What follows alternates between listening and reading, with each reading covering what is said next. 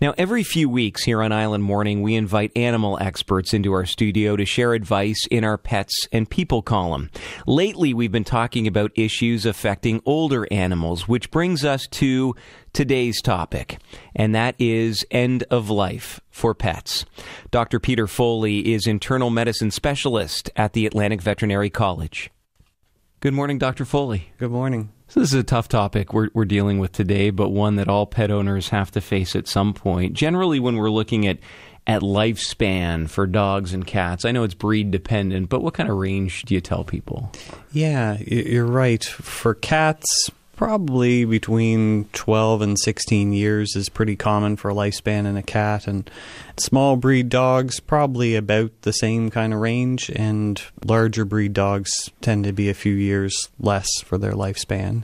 But there's a lot of variation to it. And the reality is health issues can come into play at some point, and this has to be dealt with a lot earlier. And when you're dealing with this, what is the main concern people have about euthanasia? Yeah, it's never an easy decision to euthanize your pet. And probably what most people struggle with, particularly if it's a chronic illness that's slowly coming on for the animal, they struggle with knowing when's the right time to euthanize the animal, because they don't want to euthanize the animal too soon when it still has, days or weeks or maybe even months of good quality life.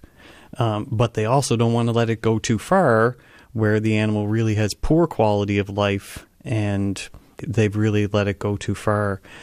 And with that in mind, people are struggling with, well, when is the ideal time to perform euthanasia? And if you take it to an extreme, it's almost like you're thinking there's a magic moment at a particular date, a particular hour, and really that's unrealistic too. What people need to do is to try and get a good assessment of what their animal's quality of life is. And so I have the owners ask themselves some questions like, is the animal comfortable? Can we keep him comfortable? So if there's any pain or any respiratory distress, is that something that we can manage, or is it unmanageable? Is it able to do the things that it really enjoys in life? Eat comfortably? Is it able to spend time comfortably with its family members? Is it able to do all the things that gave it joy, playing, greeting you at the door? Or are these things becoming a burden for the animal, and life is no longer a joy for the animal, but is more a burden? When the bad days start to outnumber the good days, we're kind of reached the point where we should consider euthanasia. And when people do reach that point, what kinds of questions or decisions should they be considering about the process? In the past, like probably 15, 20 years back or more, it was considered unusual for an owner to want to be present when euthanasia is performed on their animal. And society's views on that have really changed, and now it's much more common for owners to be present when the animal's euthanized. So for some owners, that's important to be there at the animal's last moments. For others, it's not. It's better for them and better for the animal for the owner not to be present. So that's probably the big decision. Do they want to be there or not? Other things you might consider is, where is the euthanasia going to be performed? The majority of times it's performed at a veterinary clinic.